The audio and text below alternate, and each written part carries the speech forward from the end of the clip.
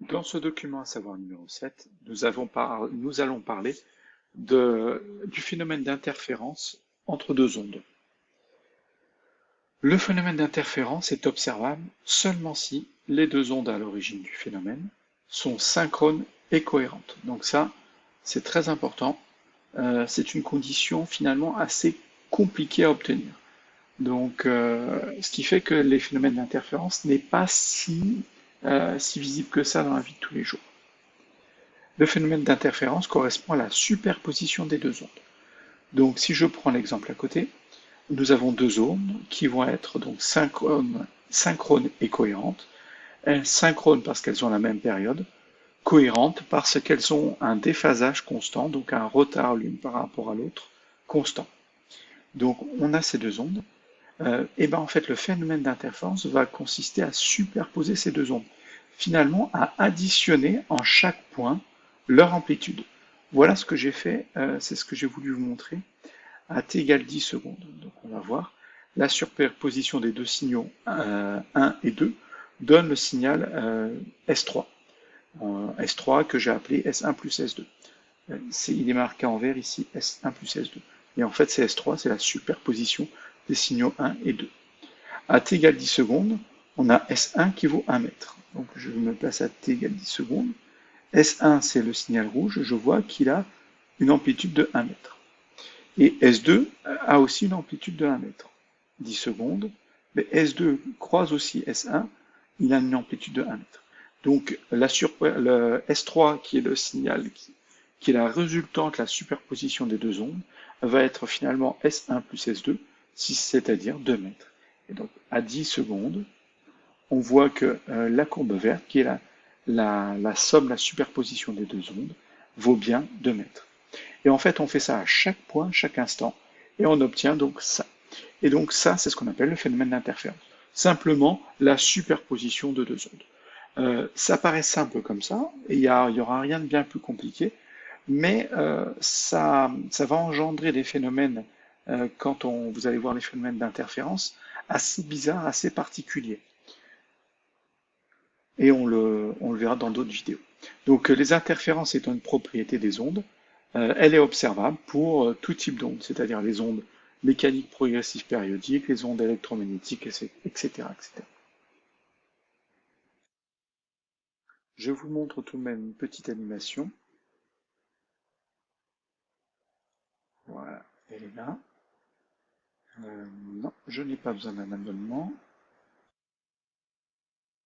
Voici l'animation que je voulais vous présenter. Donc on a deux sources d'ondes ici qui vont nous donner donc deux sources d'ondes cohérentes et synchrones, même période et un déphasage constant. Et on va étudier le phénomène d'interférence, par exemple, à ce point. Donc à ce point, je vous expliquerai dans une autre vidéo pourquoi on peut se placer à différents points et on va voir différentes choses. Donc ici, on a la courbe. Alors, on va essayer de mettre sur pause pour que vous puissiez bien le voir. On a la courbe noire qui correspond à une onde. On a la courbe donc, issue de la source 2. On a la courbe rouge qui correspond à l'onde issue de la source 1. Et on a la courbe bleue qui est l'onde qui est la résultante donc, du phénomène d'interférence, c'est-à-dire la superposition des deux autres ondes.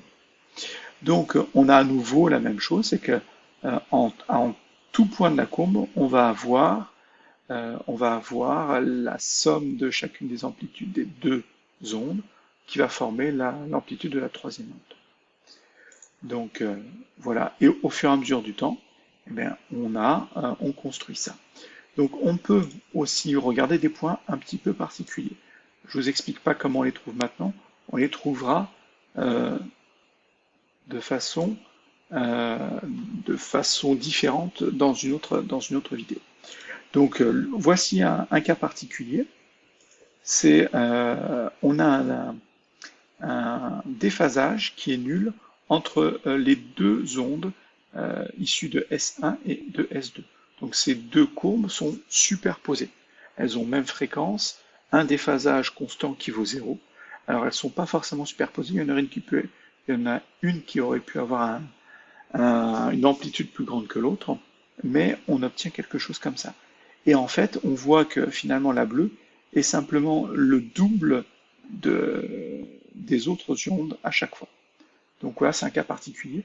En fait, ça va être le cas où l'amplitude va être maximale. Donc c'est le phénomène d'interférence important, une amplitude maximale ici. Regardez, si je remodifie, vous allez voir que on n'aura plus, la courbe bleue n'aura plus de cette amplitude. Elle ne peut que diminuer. Et justement, elle peut diminuer jusqu'à un point particulier. J'essaie de l'atteindre précisément, c'est pas gagné.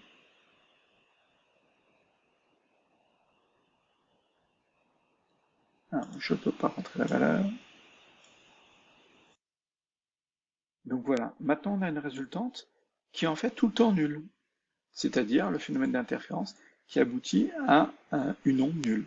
Pourquoi? Parce qu'en chaque point, la somme de la courbe de l'onde rouge et de l'onde noire vaut 0. Quand l'une finalement est à son maximum, l'autre est à son minimum, et ainsi de suite. On dit que ces deux ondes sont en opposition de phase. Donc voilà, c'était les deux points caractéristiques du phénomène d'interférence.